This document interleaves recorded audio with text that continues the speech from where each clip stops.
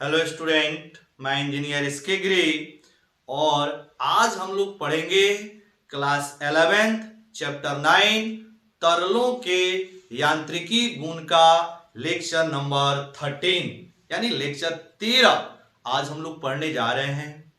और आज का जो हमारा क्लास है वह नॉन आइडियल फ्लूइड पर आधारित है। मतलब इसके पहले मतलब इस आज की क्लास से पहले हम लोग सिर्फ आइडियल फ्लूइड के बारे में बात किया था, मतलब आदर्श तरल के बारे में बात किया था। और आदर्श तरल वैसे तरल होते हैं जिनके परतों के बीच कोई स्पर्श रेखीय बल नहीं लगता है, वैसे तरल को आदर्श तरल यानी आइडियल फ्लूइड बोलते हैं। और आज का जो मेरा क्लास है वह नॉन आइडियल फ्लूइड के बारे में है। नॉन आइडियल फ्लूइड का मतलब है अआदर्श तरल या गैर आदर्श तरल। इसमें क्या होगा कि परतों के बीच जो तरल के परत हैं उनके बीच में स्पर्श रेखीय बल लगता है। क्लियर? मतलब आज का जो हमारा क्लास है वह नॉन आइडियल फ्लूइड पर बेस्ड है। नॉन आइडियल फ्लूइड का मतलब अआदर्श तरल बोले या गैर आदर्श तरल भी बोल सकते हैं। मतलब गैर आदर्श तरल,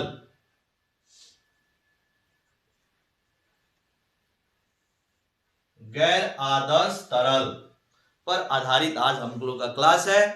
इसमें सबसे पहले हम लोग संयंता क्या होती है इसको डिफाइन करेंगे।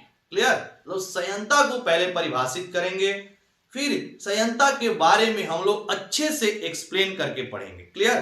तो सबसे पहले आप हेडिंग लगाइए, संयंता इंग्लिश में होता है विस्कोसिटी। आप हेडिंग लगाएंगे संयंता विस्कोसिटी।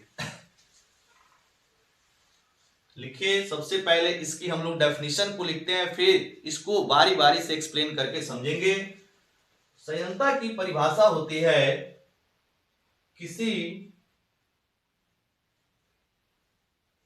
जब किसी तरल के, ऐसे लिखेंगे, जब किसी तरल के कोई एक परत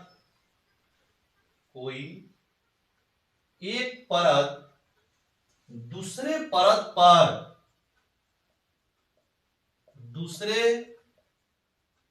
पर फिसलता है या फिसलने का प्रयास करता है तो इनके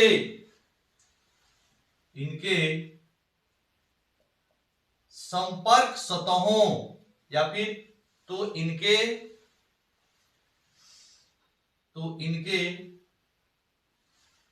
फिसलने का प्रयास करता है तो इनके बीच, ठीक है, इनके बीच एक स्पर्श रेखीय बल लगता है, स्पर्श रेखीय बल लगता है जो इनके सापेक्ष गति का विरोध करता है, जो इनके सापेक्ष गति का विरोध करता है। Full stop. इस स्पर्श रेखीय बल को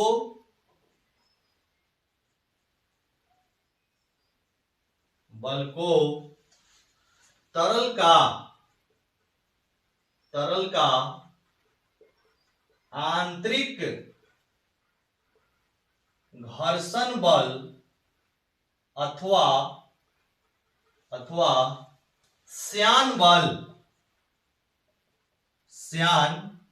बल इंग्लिश में जिसको बोलते हैं विस्कस फोर्स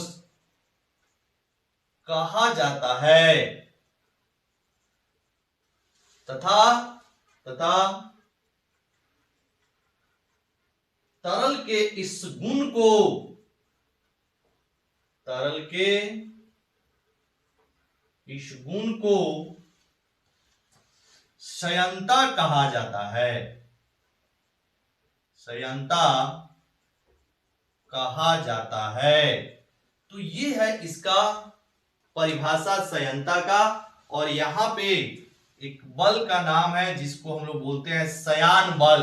और शयान बल जो होता है वो तरल का आंतरिक घर्षण बल कहलाता है। मतलब इसकी जो परिभाषा है, जब किसी तरल के कोई एक परत दूसरे परत पर फिसलता है या फिसलने का प्रयास करता है तो इनके बीच एक स्पर्श रेखीय बल लगता है जो इनके सापेक्ष गति का विरोध करता है। इस स्पर्श रेखीय बल को तरल का आंतरिक घर्षण बल अथवा श्यान बल कहा जाता है तथा तरल के इस गुण को क्षयंता कहा जाता है। तो ये है इसकी डेफिनेशन, इसकी परिभाषा। अब देखिएगा आखिर तरल के जो तरल हैं उनके परतों के बीच में सापेक्ष गति आया कहां से, ठीक है, सापेक्ष गति आती कहां से है, इसको समझते हैं। और यहां पे एक बात से क्लियर हो रहा है, आंतरिक घर्षण बल मतलब इसको कहीं ना कहीं घर्षण बल से रिलेटेड है जो कि सॉलिड में हम लोग पढ़े हैं। मतलब ये घर्षण बल है, इसका मतलब है वो सापेक्ष गति का विरोध करेगा ही। तो सापेक्ष गति आया कहां से, चलिए हम इसको जरा समझते हैं। और श्यान बल क्या है इसको भी हम लोग समझते हैं। यहां पर देखिएगा, मान लीजिए कोई आपका अआदर्श तरल है और यह ऐसे प्रवाहित हो रहा है। जैसे मान लीजिए नदी का जल है जो ऐसे प्रवाहित हो रहा है। जैसे कोई भी प्रवाहित जल जो क्या है आपका नॉन आइडियल है यानी अआदर्श तरल है। यहां पे लिख सकते हैं गैर आदर्श तरल है, गैर आदर्श तरल। आज का जो हमारा क्लास है वो बिल्कुल नॉन आइडियल फ्लूइड के लिए है, क्लियर। तो गैर आदर्श तरल है आपका, अआदर्श तरल है। अब देखेंगे इसमें बहुत सारे इसमें परत है, मतलब बहुत सारे इनफिनाइट आपके लेयर्स इसमें बने हुए हैं। अब क्या होगा, हम लोग कुछ लेयर के बारे में यहां पर डिस्कस करेंगे। तो जो निचले वाला परत है, जो बिल्कुल जो इसके नदी का जो निचला सतह है जिसको रिवर बेड बोलते हैं, ये आपका नदी का जो निचला सतह है रिवर बेड, इससे सटे जो भी आपका तरल का परत होगा उसकी जो वेलोसिटी होगी वो जीरो होगी। मतलब यहां पे बना रहे हैं, देखिएगा यहां पर जो वेलोसिटी होगी वो क्या होगी, जीरो होगी। जो बिल्कुल आपका रिवर बेड से सटा हुआ है इसको आप रिवर बेड बोल सकते हैं, यानी कि नदी का जो निचला वाला हिस्सा है उसको रिवर बेड बोल सकते हैं। और इससे जो क्या होगा, थोड़ा सा आप ऊपर जाएंगे तो थोड़ा सा वेलोसिटी बढ़ा, फिर उसके ऊपर वाले परत की वेलोसिटी और बढ़ी, फिर उसके आगे की जो परत है, ऊपर की जो परत है उसकी वेलोसिटी और बढ़ी। मतलब सबसे जो ऊपर वाली परत है उसकी वेलोसिटी क्या होती है, सबसे ज्यादा होती है। और जो सबसे निचला वाला हिस्सा है उसकी जो वेलोसिटी है, मतलब उसकी जो वेग है वो क्या होती है, लगभग शून्य होती है। मतलब जो नदी के निचले सतह में सटा रहेगा उसकी जो वेग होती है वह लगभग जीरो होती है। और सबसे जो ऊपर वाला परत है उसका जो वेग होता है वो सबसे ज्यादा होता है, ठीक है। ऐसा इसलिए होता है कि जैसे जैसे हम लोग नदी के या फिर किसी भी द्रव के नीचे की ओर जाते हैं, गहराई में जाते हैं, तो दाब का मान क्या होता है, बढ़ते चला जाता है कि नहीं। और यहां पर जैसे जैसे आप नीचे की ओर जाएंगे, जो तरल के जो वेग होंगे, तरल के जो परत के वेग होंगे वो क्या होंगे, घटते चले जाएंगे। और नीचे जो जैसे ये इसका जो नीचा वाला हिस्सा है वहां पर शून्य हो जाएगा। अब देखिएगा सापेक्ष गति होगा, मान लीजिए जो सबसे ऊपर वाला आपका परत है उसका वेग v1 है, उसके नीचे वाला का वेग v2, मान लीजिए उसके नीचे v3, v4, v5, v6 and so on.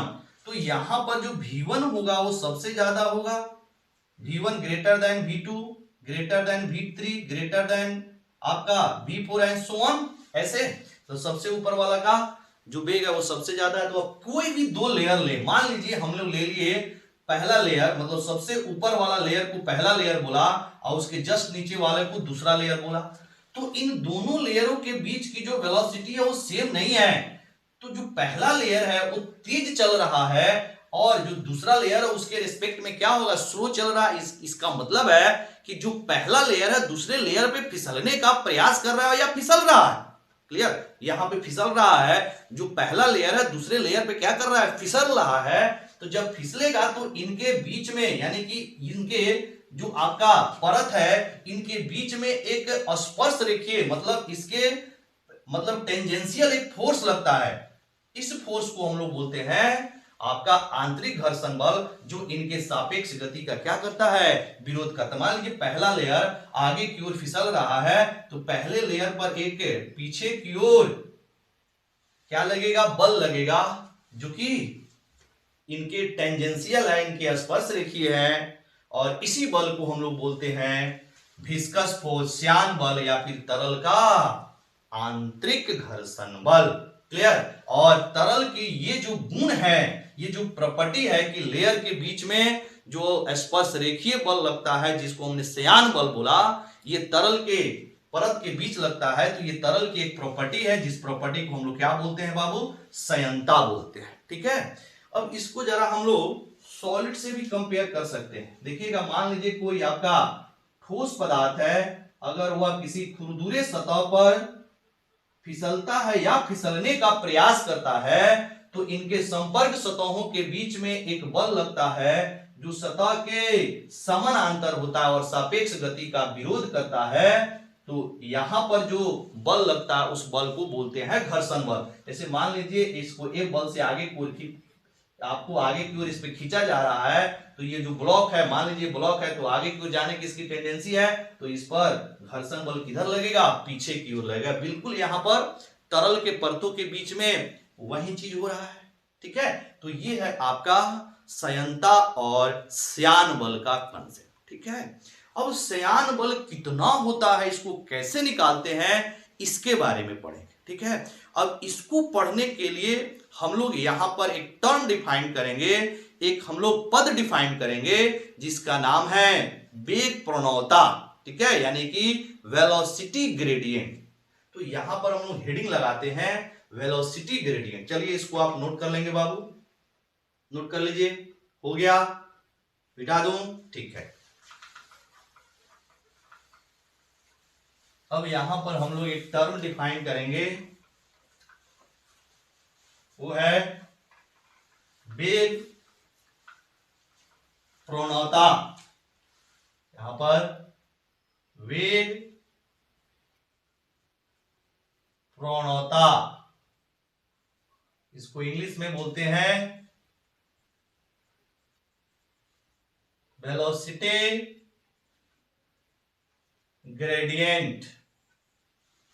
Clear. अब फिर से एक बार हम यहां पर डायग्राम बना रहे हैं, जो लेयर्स हम लोग लिखे थे वही लेयर का फिर से यहां पर डायग्राम बना रहे हैं, और ये बिल्कुल यहां पे जीरो हो गई। ये जो आपका था V1, V2, V3, V4 and so on. ठीक है, यानी ये आपका क्या था, निचले वाला हिस्सा नदी का रिवर बेड। यहां पे लिख सकते हैं V5, V6 और यहां पे V6। अब जैसे जैसे जैसे जैसे आप निचले सतह से ऊपर की ओर बढ़ते हैं तो इसमें जो परत के वेग होते हैं वो बढ़ता है। तो मान लीजिए सपोज V2 की जो वेग है हमने मान लिया, सिर्फ दो लेयर की बात करते हैं। फर्स्ट लेयर इसको मान लीजिए ऊपर वाला को, और सेकेंड लेयर हम मान लेते हैं आपका इसके नीचे वाला को। सबसे ऊपर वाला को पहला परत फर्स्ट लेयर, और इसके नीचे वाला को दूसरा परत यानी सेकेंड लेयर मान लेते हैं। मान लिया कि जो सेकेंड आपका लेयर है यानी कि जो दूसरा परत है इसका वेग कितना है, v है। और जो इसके ऊपर वाला यानी कि सबसे ऊपर वाला जो परत है v1, इसका वेग क्या होगा, इसका जो वेग है वो v2 से ज्यादा होगा। अभी हमने दिखाया यहां पर क्या है, v1 बड़ा है v2 से, फिर v2 बड़ा है v3 से, फिर v3 बड़ा है v4 से एंड सो ऑन। मतलब जैसे जैसे ऊपर जा रहा है वेग का मान बढ़ रहा है। तो अगर v2 का वेग v है तो v1 का वेग क्या होगा, v से ज्यादा ही होगा। तो मान लीजिए v से थोड़ा ज्यादा है और फिजिक्स में थोड़ा ज्यादा को हमने dv से लिखते हैं। फिजिक्स में मान लीजिए dv का मतलब क्या है, थोड़ा सा वेलोसिटी ज्यादा, मतलब इस dv को क्या बोलेंगे, छोटा वेलोसिटी, थोड़ी वेलोसिटी। तो अगर v2 का वेलोसिटी v है तो v1 का वेलोसिटी कितना होगा, v प्लस dv, मतलब v से थोड़ा ज्यादा हमने मान लिया। अब इनके बीच में जो दूरी है, इनके बीच की जो दूरी है यानी इनके बीच की जो गैप है, इस गैप को हम लोग ले लेते हैं dz। मतलब इनके बीच में जो गैप है, लेयर जो है, जो आपके तरल के लेयर होते हैं उनके बीच की दूरी क्या होती है, बहुत ही छोटी। आप फिजिक्स में छोटी वैल्यू को किससे लिखते हैं, छोटी वैल्यू को d लगा के लिखते हैं। जैसे यहाँ पर dv लिखा हुआ है यानी वेग की छोटी सी वैल्यू है। तो यहां पर जो dz है, dz क्या है, इनके बीच की दूरी है, दोनों लेयर के बीच की दूरी है। तो यहां पर जब आपको वेलोसिटी ग्रेडियंट यानी कि वेग पूर्णता को अगर हम लोग vg बोले, वेग पूर्णता को क्या बोल रहे हैं, यहां पर वेग पूर्णता को vg बोल रहे हैं। तो vg इज इक्वल टू क्या होता है, dv बाई dz। मतलब दोनों लेयर के बीच में कितना वेलोसिटी का चेंज है, मतलब दोनों लेयरों के बीच की जो वेलोसिटी चेंज है यानी वेग में कितना परिवर्तन हुआ है दोनों परत के बीच में वो, और दोनों परत के बीच की जो दूरी है, लंबवत दूरी बोले, दोनों परत के बीच की जो लंबवत दूरी है वो दोनों का जो आपका रेशियो है या दोनों का जो एक दूसरे से डिवाइड करेंगे वो किसके बराबर आ जाएगा, तो वेलोसिटी ग्रेडियंट यानी वेग पूर्णता के बराबर। दोनों लेयरों के बीच की जो वेग में परिवर्तन है और दोनों लेयरों के बीच की जो लंबवत दूरी है उनका जो अनुपात है वो किसके बराबर हो जाएगा, vg के बराबर। तो यहां से एक टर्म डिफाइंड हुआ, कौन सा, वेग पूर्णता बराबर dv बाई dz। ठीक है। अगर हम लोग यहां पर इसकी यूनिट की बात करें तो vg यानी वेग पूर्णता का एसआई मात्रक क्या होगा बाबू, ये आपका मीटर पर सेकेंड, क्योंकि ये वेग है और नीचे dz मतलब दूरी है, तो दूरी का यूनिट क्या हो गया, मीटर। इसको जब हल करेंगे तो मीटर बटा सेकेंड गुना 1/मीटर, क्योंकि कुछ नहीं तो बटा में 1 है, मीटर से मीटर कट जाएगा, सेकेंड ऊपर जाएगा तो पर सेकेंड कितना हो जाएगा, वेग पूर्णता का एसआई मात्रक सेकेंड माइनस 1 होता है। इसको लिख सकते हैं सेकेंड माइनस 1 होता है। दूसरा, तो क्या इसका हम विमीय सूत्र भी लिख सकते हैं, बिल्कुल लिख सकते हैं। वेग पूर्णता का विमीय सूत्र क्या हो जाएगा, t माइनस 1 होता है। और इसको हम लोग स्टैंडर्ड फॉर्म में भी लिख सकते हैं, या करके m0 l0 t minus 1। Clear. फिर इसके बाद में अगर हम लोग वेग पूर्णता की बात करें तो यह एक सदिश राशि है। कैसा राशि है, सदिश राशि है। वेग पूर्णता एक सदिश राशि होता है जिसकी दिशा, यहां पे ध्यान देंगे, जिसकी दिशा तरल के प्रवाह के लंबवत तरल के प्रवाह के लंबवत वेग के बढ़ने के दिशा में होता है। अब देखिए इसका मतलब क्या है, यह एक सदिश राशि है, ध्यान से समझेंगे, ये एक सदिश राशि है जिसकी दिशा क्या होती है, वेग प्रवाह के लंबवत। तो आपका वेग का प्रवाह किधर है, राइट साइड, ठीक है, ये है राइट साइड वेग प्रवाह की दिशा। इसके लंबवत, तो लंबवत या तो ऊपर होगा या तो नीचे होगा, या तो ऊपर होगा या तो नीचे होगा। तो नीचे जा रहे हैं तो वेग घट रहा है, नीचे जा रहा है इसका मतलब आप नदी के निचले सतह में जा रहे हैं यानी रिवर बेड में जा रहे हैं तो वेग घट रहा है, तो ये वाला दिशा नहीं होगा, वेग बढ़ने की दिशा में तो ये वाली दिशा हो जाएगी। क्लियर हुआ?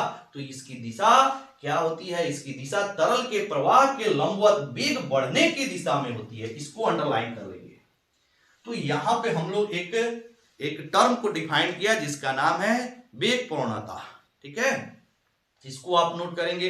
अब हम लोग चलते हैं श्यान बल की फॉर्मूला लिखने की। श्यान बल का फॉर्मूला क्या होगा? क्लियर? श्यान बल क्या होता है समझ गए।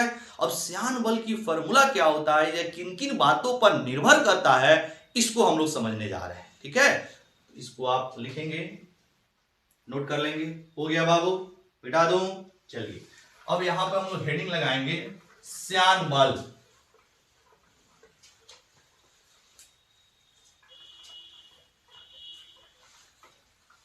यहां पर हेडिंग लगाएंगे श्यान बल, इंग्लिश हो जाएगा विस्कस फोर्स। Viscous force. अब जो श्यान बल होता है, जो श्यान बल होता है वह क्षेत्रफल पर निर्भर करता है, यानी क्षेत्रफल के समानुपाती होता है। और जो हमने अभी वेग प्रवणता लिखा है उसके भी समानुपाती होता है।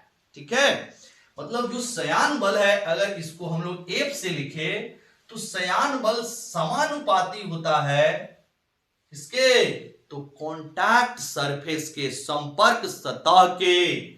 और ये किसके समानुपाती? तो ये समानुपाती होता है वेग प्रवणता मतलब dV/dz के। ठीक है, यहां पर dz क्या हम लोग बता दिए, दो लेयरों के बीच की दूरी है, और dV क्या है, उन लेयरों के बीच की जो वेग परिवर्तन है वो है।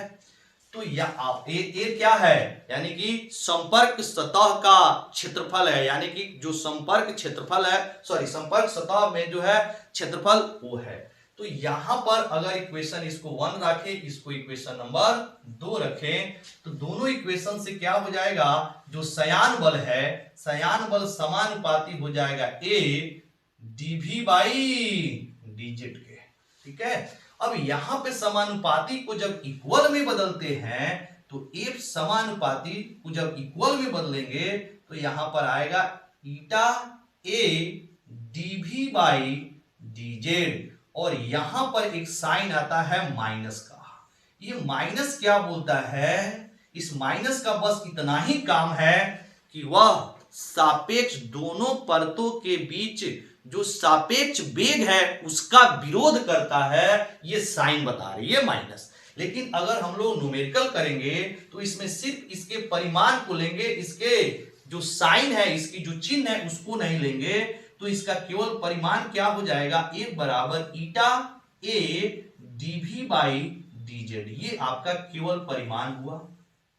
ये क्या है जी, केवल परिमाण, जो कि हम लोग न्यूमेरिकल यूज करने में इसी का हम लोग ज्यादा यूज करेंगे, केवल परिमाण का। ठीक है, अब यहां पर जो ईटा है इसको पढ़ते हैं ईटा। ईटा को हम लोग बोलते हैं संयंता, संयंता गुणांक। क्या बोलते हैं इसको, संयंता गुणांक। अब संयंता गुणांक के बारे में हम लोग को पढ़ना है। ईटा यहां पर क्या हो जाएगा, संयंता गुणांक। ठीक है, तो यहां से अगर हम लोग संयंता गुणांक लिखें, संयंता गुणांक, तो संयंता गुणांक बराबर क्या हो जाएगा बाबू, F divided by A into dV/dz। ये आ जाएगा संयंता गुणांक। ऐसे संयंता गुणांक निकालना हो तो eta is equal to F divided by A into dV/dz, या इसको ऐसे भी लिख सकते हैं, eta is equal to F divided by A into VG। VG का मतलब क्या है, वेग प्रवणता। यहां पर VG क्या है, ये VG को हम लोग वेग प्रवणता बोलते हैं। ठीक है, अब देखिएगा ये जो श्यान बल है, जो घर्षण जो ठोसों में घर्षण बल लगता है उससे अलग है। मतलब तरल के परतों के बीच में जो घर्षण लगता है, ये घर्षण और ठोसों में जो घर्षण लगता है, ये दोनों डिफरेंट है। कैसे डिफरेंट है समझिएगा। अगर हम लोग यहां पर ठोस के लिए देखें, ठोस के लिए, तो ठोस के लिए जो घर्षण बल लगता है यहां पर, तो ये एरिया पर डिपेंड नहीं करता है। मतलब यहां पर मान लीजिए इधर फ्रिक्शन फोर्स लग रहा है, जब इधर अप्लाइड फोर्स लगा रहे हैं तो ये घर्षण बल जो ये ठोस के लिए जो घर्षण बल F होता है, यह एरिया पर निर्भर नहीं करता। F जो फोर्स है वह क्षेत्रफल पर निर्भर नहीं करता है। ये क्षेत्रफल पर निर्भर नहीं करता है, लेकिन जो यहां पर संयान बल है वह क्षेत्रफल पर निर्भर करता है। देख रहे हैं। दूसरी बात, ये ठोस में जो F है वह वेग पर निर्भर नहीं करता है, वेग पर निर्भर नहीं करता है, लेकिन जो आपका तरल की जो संयान बल है वह वेग पर निर्भर करता है, जिसको आगे हम लोग समझेंगे स्टोक्स के नियम में। क्लियर। तो देखना, ठोसों के लिए जो घर्षण बल होता है वह तरलों के परतों के बीच में जो घर्षण लगता है उसे क्या है, डिफरेंट है। समझ में आया, ये चीज बात है, ध्यान से समझेंगे। तो ईटा की वैल्यू निकल गई F divided by A into Vg। जहां Vg क्या है, तो ये वेग प्रणवता है, वेग प्रणवता ये है। ठीक है। अब देखिएगा, इसी ईटा को एनसीईआरटी कैसे समझाती है, इसे हम लोग समझते हैं। इसी ईटा को एनसीईआरटी कैसे समझाती है, वह अपरूपण प्रतिबल और विकृति दर के रिस्पेक्ट में ईटा को कैसे लिखती है, जरा समझिएगा। पहले इसको आप नोट कीजिए बाबू। श्यान बल का फॉर्मूला यहां से, श्यान बल ए बराबर minus eta A d v by d z, लेकिन केवल परिमाण लिखेंगे तो eta A d v by d z हो जाएगा। ठीक है, चलिए हो गया, मिटा दूं। ठीक है। अब देखिएगा, इसी को एनसीईआरटी कैसे समझाती है, एनसीईआरटी कैसे समझाती है इस आपका संयंता गुणांक को। इसे मान लीजिए ये आपका एक कोई सॉलिड है, सॉलिड के टर्म में ये समझा रहे हैं कि जो इसका नीचे वाला पार्ट जो है वह स्थिर है और ऊपर वाले पार्ट पे सपोज कोई फोर्स लगा F, तो ऊपर वाले पार्ट क्या होगा, आगे की ओर चलेगा। और जैसे जैसे नीचे की ओर बढ़ेंगे, इसकी जो वेग है वो घटेगा। आगे जो फोर्स लगा F, तो सबसे ऊपर वाला जो इसका सतह है वह ज्यादा चलेगा, और जैसे जैसे आप नीचे की ओर आएंगे तो क्या होगा, इसकी वेग है जो धीरे धीरे घटेगा। और यहाँ पे जहां पे इंड पॉइंट है जिसको हम लोग फिक्स रखते थे, इस इंड पॉइंट की जो वेलोसिटी है वो क्या हो जाएगी, 0। याद कीजिए आपका चैप्टर 8 यानी कि ठोसों के यांत्रिकी गुण में हमने अपरूपण प्रतिबल का कंसेप्ट बताया था। वहां पे चलिए, वहां पे इसको एक बार रिवाइज करेंगे। तो इसमें मान लीजिए आप यहाँ पे एक फोर्स लगाए, ये जो फोर्स है वो कैसा फोर्स है, तो मान लीजिए स्पर्श रेखीय फोर्स है। तो ऊपर वाला सतह ज्यादा खिसका और नीचे वाला सतह अभी क्या है, स्थिर है। ठीक है, तो बिल्कुल लेयर के साथ भी वही हो रहा है, ऊपर वाला ज्यादा चल रहा है और नीचे वाला क्या, उसकी वेलोसिटी लगभग 0 है। बिल्कुल वही कंसेप्ट यहाँ पे लग रहा है। तो मान लीजिए ये वाला पार्ट यहाँ आ गया और ये वाला part suppose delta T time में यहाँ पे चला आया। ऐसे देखना, ऐसे, ठीक है, ये वाला पार्ट। तो मान लीजिए ये कितना खिसका डेल्टा टी टाइम में, तो सपोज ये डेल्टा एक्स खिसक गया। डेल्टा एक्स खिसका कितने टाइम में, तो डेल्टा टी टाइम। मान लीजिए ऊपर वाला जो सतह है इसकी वेलोसिटी सपोज v है। ऊपर वाला सतह क्या है, वेलोसिटी v है। अब इसके लिए अगर डायग्राम बनाए तो ऊपर वाला की वेलोसिटी ज्यादा होगा, उससे कम होगा, फिर उससे कम होगा, ऐसे थोड़ा सा लंबा करके बनाए। ऊपर वाला जो सतह है उसका वेलोसिटी डायग्राम उसके बाद नीचे वाला, फिर उसके नीचे वाला, और जो सबसे नीचे वाला वो 0 हो जाएगा। ऐसे कुछ ऐसे बनेगा डायग्राम। एनसीईआरटी ऐसे ही समझा रहा है। अब देखिएगा, अगर हम लोग यहां पे अपरूपण प्रतिबल निकाले,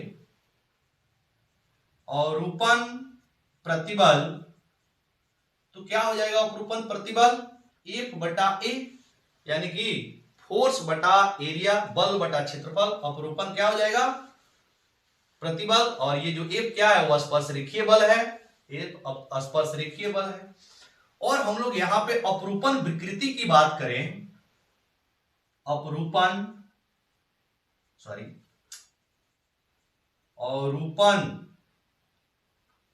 विकृति, तो ये क्या हो जाएगा delta x by delta T, delta x by L. मान लीजिए अगर इसका लेंथ एल है तो डेल्टा एक्स बाई एल हो जाएगा। अब इसकी दर निकालते हैं। दर का मतलब होता है समय से भाग करना। तो अवरूपण विकृति, अब बटा मान लीजिए हमने डेल्टा टी से भाग कर दिया टाइम से, तो ये क्या हो जाएगा डेल्टा एक्स बटा डेल्टा टी इंटू एल, और इसको बोलेंगे अपरूपण विकृति दर। अपरूपण विकृति दर, ठीक है, ये हो जाएगा आपका dx बाई dt। मान लीजिए dx बाई dt कितने के बराबर है, इसको हम लोग वेलोसिटी मान लें, तो dx बाई dt कितना हो जाएगा v के बराबर, तो ये v अब बटा कितना हो जाएगा l, क्योंकि dx बाई dt ये है डिस्टेंस, और ये क्या है आपका टाइम, ये है लेंथ, ये है टाइम। डिस्टेंस लेंथ, या डिस्टेंस बटा टाइम, या लेंथ बटा टाइम, लंबाई बटा समय। क्लियर हुआ? तो ये हो जाएगा आपका, यहां पर लंबाई बटा टाइम को क्या हम लोग वेग बोल सकते हैं, तो वेग बटा एल हो गया। तो अपरूपण विकृति दर कितना हो जाएगा, v बटा एल हो जाएगा। अब देखिएगा इस टर्म में इसको और इसका यूज करके ईटा निकाल रहा है। हम इस साइड को मिटा दे बाबू, मिटा दूं, ठीक है, इसको आप देख लेंगे, ठोस के लिए लिखे थे, ये मिटा दे रहे हैं, इसका कोई यूज नहीं है, इसको हमने मिटा दिया। समझेंगे यहां पर इस ईटा को हम लोग क्या लिख सकते हैं, तो ईटा को ये बोल रहा है ईटा बराबर जो होगा अपरूपण प्रतिबल अब बटा विकृति दर, या अपरूपण विकृति दर, कुछ भी लिख सकते हैं, यहां पर हमने विकृति दर लिख दिया। ये एनसीईआरटी बोलती है कि ईटा बराबर अपरूपण प्रतिबल बटा विकृति दर। अब देखिए कैसे, तो यहां पे अपरूपण प्रतिबल कितना हो जाएगा F बटा A डिवाइडेड बाई, यहां से ये कितना आ जाएगा V बटा L, ठीक है। ये चीज और ये दोनों एक ही है, कैसे, यहां पर लिखना, इसको ऐसे लिख सकते हैं क्या, F बटा A लिख सकते हैं, F बटा A गुना ऐसे लिख सकते हैं, F बटा A ऐसे मल्टीप्लाई 1 बटा V बटा L। बोलिए, ये दोनों सेम चीज ही है, क्योंकि इसको भी हल करेंगे तो देखना, इसको भी हल करेंगे तो F और ये L ऊपर जाएगा, A इंटू V आने वाला है, और इसको भी हल करेंगे तो ये L ऊपर चला जाएगा। ध्यान से समझिएगा, ये वैल्यू FL, क्योंकि L ऊपर चला जाएगा तो FL बटा A इंटू V हो जाएगा, और इसको भी हम लोग हल करेंगे तो क्या हो जाएगा FA और F बटा A, और ये L ऊपर चला जाएगा तो L बटा V हो जाएगा, सेम चीज आने वाला है। और इसको यहां पर देखिएगा ऐसे, तो ये आपका क्या लिख सकते हैं, F बटा A Guna V by L, और V बाई L बोले तो यहां पर जो आपका वेलोसिटी ग्रेडियंट है, वेग प्रणोता, वही तो V बटा L के बराबर होगा, है कि नहीं, यानी कि F बटा A इंटू वेलोसिटी ग्रेडियंट, यानी वेग प्रणोता Vg के बराबर हो जाएगा कि नहीं।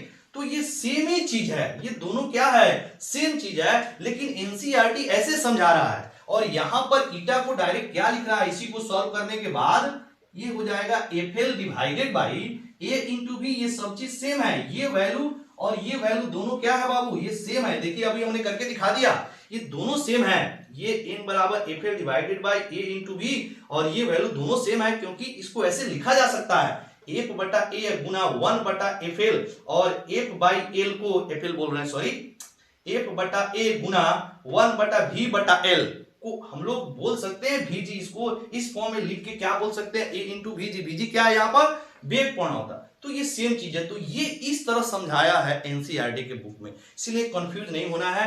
ये फॉर्मूला जो हमने ड्राइव किया है, ये फॉर्मूला और ये फॉर्मूला एनसीईआरटी के अकॉर्डिंग दोनों क्या है, बिल्कुल सेम है। अब यहां पे आपको एक दो टर्म मिला, एक रेट और दूसरा ग्रेडियंट, इसको भी समझ लेते हैं फिजिक्स में, ये काफी आपको परेशान करेगा, यहां पे भी समझ लीजिए। जहां पर ग्रेडियंट लिखा होगा समझ जाइएगा उसमें लेंथ से भाग हुआ है, मतलब जैसे लिखा हुआ है आपका वेलोसिटी ग्रेडियंट, हिंदी में बोलते हैं वेग पूर्णता, तो कहीं भी पूर्णता लिखा है बाबू तो समझ जाना है उसमें लेंथ से डिवाइड हुआ है। जैसे वेग पूर्णता मतलब वेग में लंबाई से क्या हुआ है, डिवाइड हुआ है, ठीक है। अब दूसरी आगे हम लोग 12th में देखेंगे, वहां पे मिलेगा पोटेंशियल ग्रेडियंट, विभव पूर्णता मतलब विभव में लंबाई से भाग होगा, यहां पे वेग पूर्णता मतलब वेग में लंबाई से भाग होगा। क्लियर।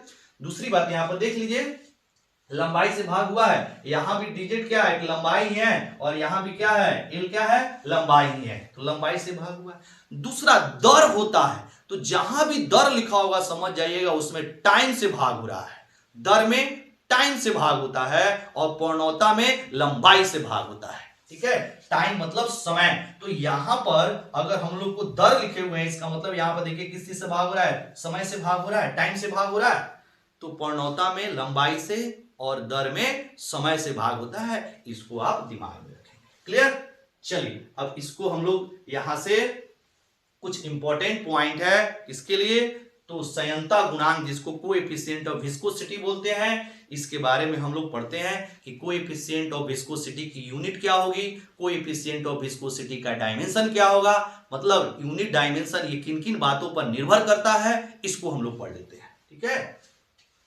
इसको मिटा दे रहे हैं, नोट कर लीजिएगा बाबू, ये एनसीईआरटी का कांसेप्ट है, ये हमने आपको बताया है। चलिए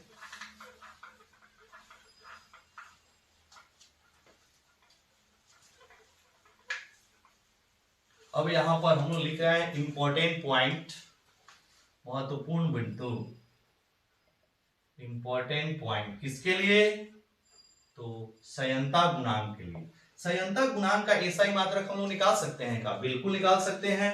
इसे देखिएगा, न्यूटन, फोर्स का न्यूटन, क्षेत्रफल का मीटर स्क्वायर, और वेलोसिटी ग्रेडियंट का भी हमने देखा है सेकंड माइनस 1, तो ये हो जाएगा न्यूटन सेकंड पर मीटर स्क्वायर। तो इसको यहां पर लिख सकते हैं, क्या लिखेंगे, और संयंता गुणांक का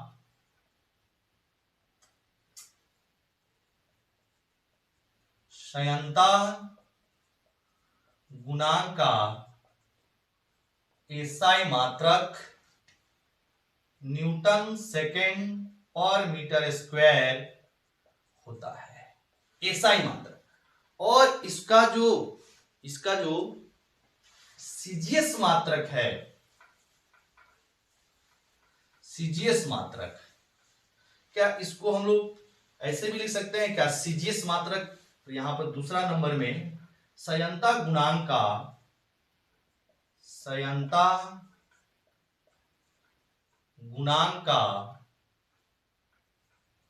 का सीजीएस मात्रक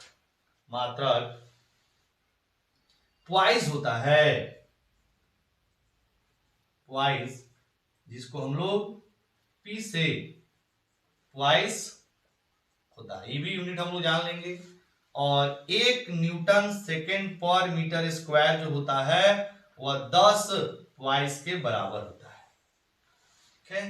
यानी कि संयंता गुणांक का एसआई मात्रक न्यूटन सेकेंड पर मीटर स्क्वायर, और इसका जो सीजीएस मात्रक होता है वो होता है ट्वाइस, और 1 न्यूटन सेकेंड पर मीटर स्क्वायर 10 ट्वाइस के बराबर होता है। तीसरा नंबर, अगर हम लोग बात करें इसकी डायमेंशनल फार्मूला का, तो न्यूटन क्या हो जाएगा, एम एल टी माइनस 2, और मीटर का यानी कि एल स्क्वायर, और ये आपका सेकेंड का टाइम का सेकेंड ऊपर हो जाएगा। सॉल्व करेंगे तो एम ये ऊपर जाएगा तो एल -1 हो जाएगा, क्योंकि ऊपर जाएगा तो -2 है, यहाँ पे +1 है तो -1 हो जाएगा। टी की पावर कितना हो जाएगा -1, क्योंकि -2 और +1 मिलके -1। तो क्या हो जाएगा इसका विमीय सूत्र, संयंता गुणांक का विमीय सूत्र एम एल -1 टी -1 होता है। अब इसके बाद जो संयंता गुणांक है उसका मान ताप और दाब पर भी निर्भर करता है। संयंता गुणांक का ताप और दाब दोनों पर इसका मान निर्भर करता है। तो इसको मिटा के इधर लिख दें।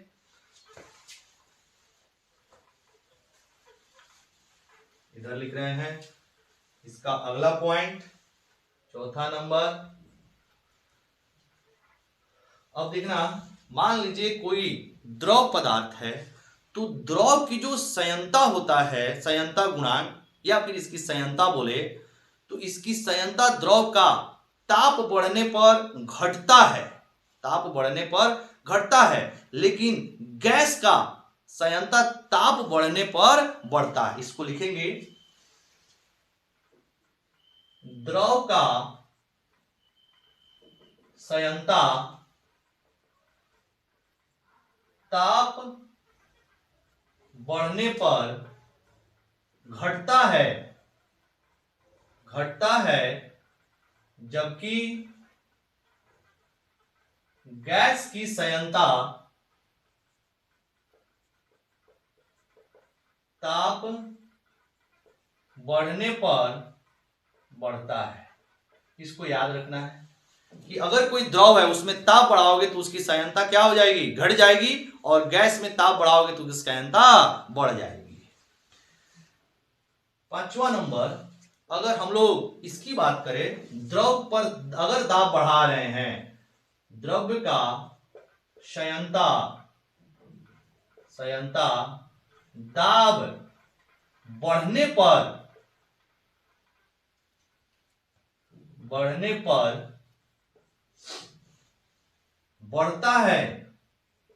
बढ़ता है, लेकिन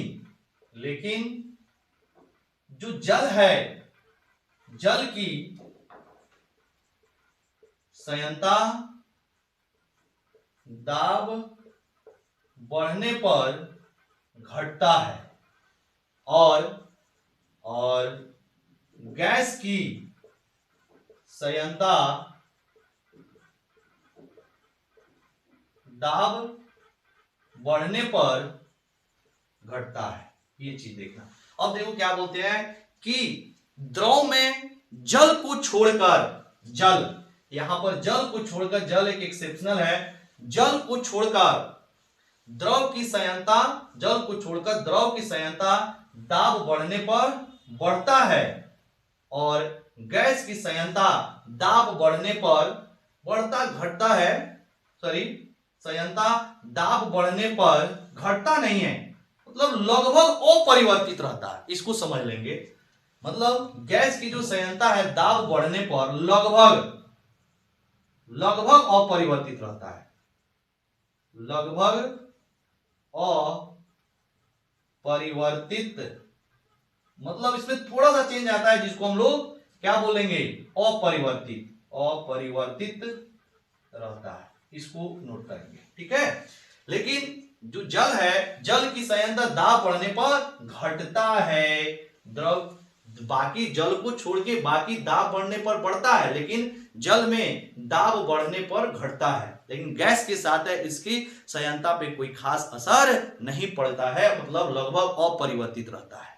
लेकिन ताप में क्या है कि द्रव्य का संयंता ताप बढ़ने पर घटता है, लेकिन गैस की संयंता ताप बढ़ने पर बढ़ता है। तो ये हो गया कि संयंता पर ताप का क्या प्रभाव है, दाब का क्या प्रभाव है। अब देखना, जिस तरल की संयंता ज्यादा होगी, उस तरल में जिस तरल की संयंता ज्यादा होगी, उसके परत के बीच में जो घर्षण है वह ज्यादा लगेगा, इट मीन्स उसकी बहाव कम होगी। जैसे एग्जाम्पल मान लीजिए शहद है और जल है, दोनों को अगर एक फर्श पर रखा जाए तो जल क्या होता है, वो दूर तक प्रवाहित होता है, लेकिन शहद जो है वह ज्यादा दूर तक प्रवाहित नहीं होता है। इसका मतलब क्या है कि शहद की संयंत्रता जल के सापेक्ष ज्यादा है। समझ में आ रहा है। दूसरा एग्जाम्पल, जैसे मान लीजिए जल है और वायु है, तो हम लोग हवा में वायु में तेज दौड़ सकते हैं, लेकिन जल में तेज नहीं दौड़ सकते, क्योंकि जल की जो संयंत्रता है आपका वायु के संयंत्रता से ज्यादा है, क्योंकि जल में ज्यादा आपको फ्रिक्शन लग रहा है।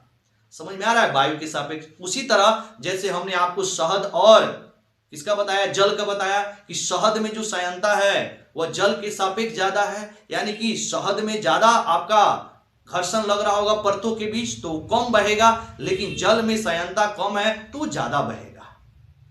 क्लियर हुआ। तो ये है आपका संयंत्रता यानी विस्कोसिटी का कंसेप्ट। क्लियर। तो आज का क्लास हम लोग यहीं करते हैं स्टॉप, फिर मिलेंगे अगले वीडियो में। तब तक के लिए आप लोग पढ़ते रहें। Very very thank you.